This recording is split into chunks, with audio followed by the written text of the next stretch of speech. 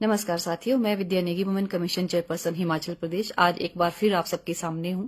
जैसा कि सर्वविदित है, आप सबको मालूम है कि सोलन में बृजेश्वर कश्यप, जो कि पूर्व सांसद वीरेंद्र कश्यप जी का बेटा है, उस पर एक महिला ने ये आरोप लगाया है कि उसने शादी का झांसा देकर उसका कई सालों से यौन शोषण किया है।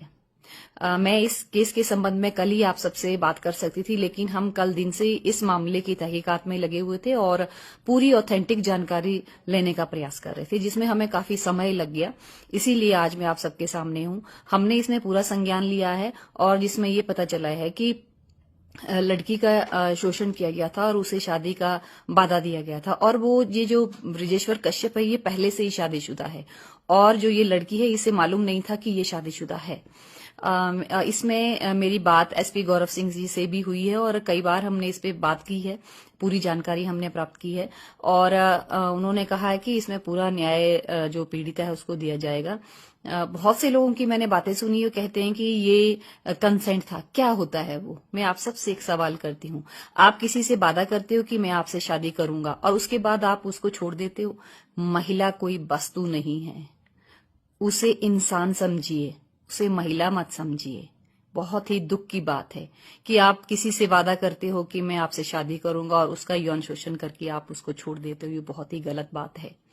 अभी ये मामला आगे बढ़ रहा है और इस पे पूरी इन्वेस्टिगेशन की जा रही है और जो महिला है उसके मजिस्ट्रेट के सामने बयान भी हो चुके हैं और हमने एसपी गौरव सिंह जी से भी पूरी रिपोर्ट हमें देने का उनसे गुजारिश की है कि हमें भी ये रिपोर्ट भेजी जाए और हमने ये भी कहा है कि पीड़िता के साथ पूरी तरह से न्याय किया जाए। आखिर इस पुरुष समाज को हो क्या गया है? क्यों वो महिला को इंसान नहीं समझते?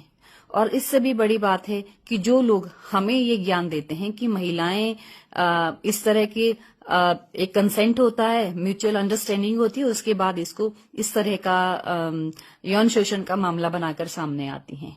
लेकिन आप अगर झूठा वादा करोगे और उसके बाद आप उसे एक वस्तु की तरह छोड़ दोगे तो और क्या होगा? मेरा सभी महिलाओं से भी ये विनती है कि इस तरह के झूठे वादों में फंसना छोड़ दीजिए। किसी भी इस तरह की चीज में मत आइए और जो इस तरह का आपको भरोसा देता है कि मैं आपसे शादी करूंगा, तो उनसे कहिए कि आप पहले हमसे शादी करें, क्योंकि बहुत ये पुरुष समाज जो हमेशा डोमिनेंट रहा है, हम हमेशा दोयम दर्जे पे रहे, इसीलिए हमें भी अवेयर होने की बहुत जरूरत है। महिलाओं को बुरा कहना छोड़ दीजिए। मैं आपसे एक बार फिर कह रही हूं कि महिलाएं वस्तु नहीं। इसके साथ ही दूसरा एक मामला चंबा से आया है, जिसमें एक वीडियो के माध्यम से हमें पता चला कि महिला ने कहा कि उसकी बेटी के यूरिन में कुछ प्रॉब्लम थी और वो उनको हॉस्पिटल लेके गई। ये तीसा का मामला है, तो जिसमें डॉक्टर ने बहुत ही अभद्र भाषा के साथ बात कही है कि मैं किस तरह से उनकी बेटी का इलाज करूंगा। एक तो वो खुद ड्यूटी पे नहीं आए और दूसरा दवाई लिखाई। जब महिला ने ये कहा कि दवाई वो बिना बेटी को चेकअप करवाए नहीं देगी, तो उन्होंने बहुत ही अभद्र भाषा में कुछ कहा है, जिसे मैं आपसे नहीं कह सकती हूँ यहाँ पे। ये बहुत ही गलत बात है। उस पर भी हमने जो सीएमओ विपिन जी हैं उनसे बात करी थी और उन्होंने कहा कि इसके लिए उन्होंने एक कमेटी गठित कर दी है और सबसे बड़ा ध्यान इसमें ये रखा गया है कि जिस ब्लॉक का ये मामला है, उस ब्लॉक से किसी भी अधिकारी को उसमें नहीं लिया गया है, ताकि उसके साथ पूरा न्याय हो और पार्शियलिटी ना हो।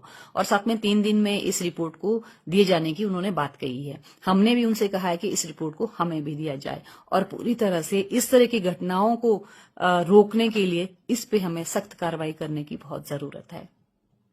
एक बार मैं फिर आप सबके सामने एक और विनती करती हूँ कि आयोग को हल्के में ना लें, वुमेन कमीशन को हल्के में ना लें।